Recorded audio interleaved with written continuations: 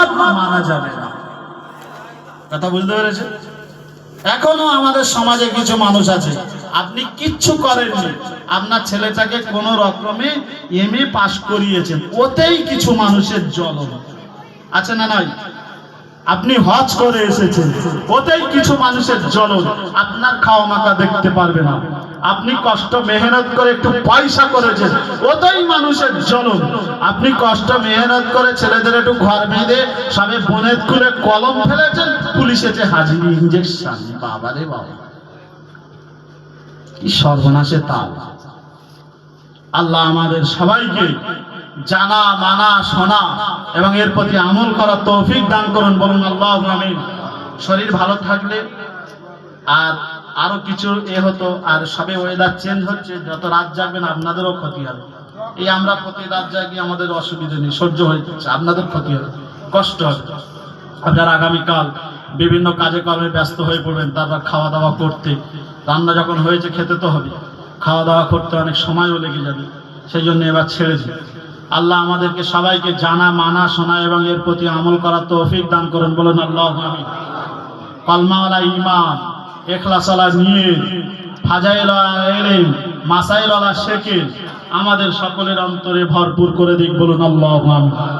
নবীর মাহাব্বত, কোরআনের মাহাব্বত, হাদিসের মাহাব্বত, উলামা আজমাইন গণেদের ইজ্জত করার তৌফিক আমাদের অন্তরে পয়দা করে দিক, বলুন আল্লাহু আমিন। সেই সাথে সাথে আপনি শেখার উদ্দেশ্যে যাবেন।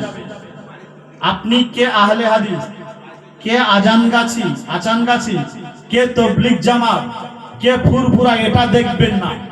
আপনি দেখবেন, আপনি যাবেন কোথায় ভালো কথা হচ্ছে।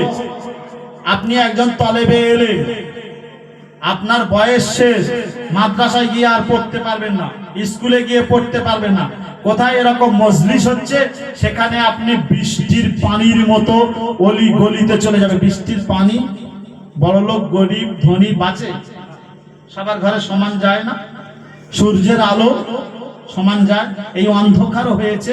আপনি গরিব মানুষ, আপনার ঘরে আলো আছে, দিনের আলো আছে, সবার ঘরে সমানভাবে আঁধার পৌঁছে গেছে। ঠিক ওই রকম আপনি ওই রকম হয়ে যান, আর সবার মজলিসে আপনি যান।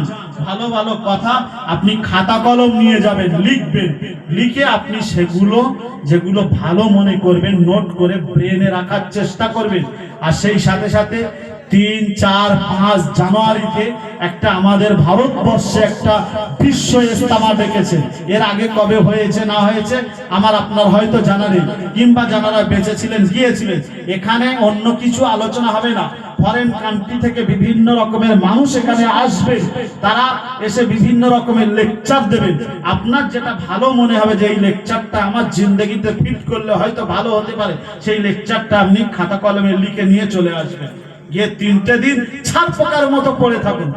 ছাড় পোকা যেমন আপনার বিছানায় একদম চুপচাপ একদম বালিশের নিচে পড়ে থাকে, আর রাত হলে কুটুস কুটুস করে কামড়ায়, ছাড় পোকার মতন পড়ে শুনে কষ্ট করে চলে আসুন। পায়খানার কষ্ট হচ্ছে দেখবেন না, পেশাবের কষ্ট হচ্ছে ওসব দেখবেন না, খাওয়ার কষ্ট হচ্ছে দেখবেন না।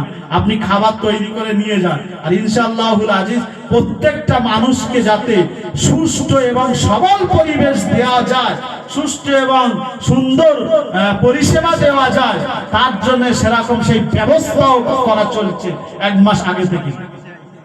আমি আপনি যাবো ইনশাআল্লাহ। আল্লাহ পাক আমাদের সবাইকে কবুল করুন, বলুন আল্লাহু আমিন। এবার দোয়া হবে। হুজুর বলুন কি কলমা খতম আছে, কোরআন শরীফ খতম আছে?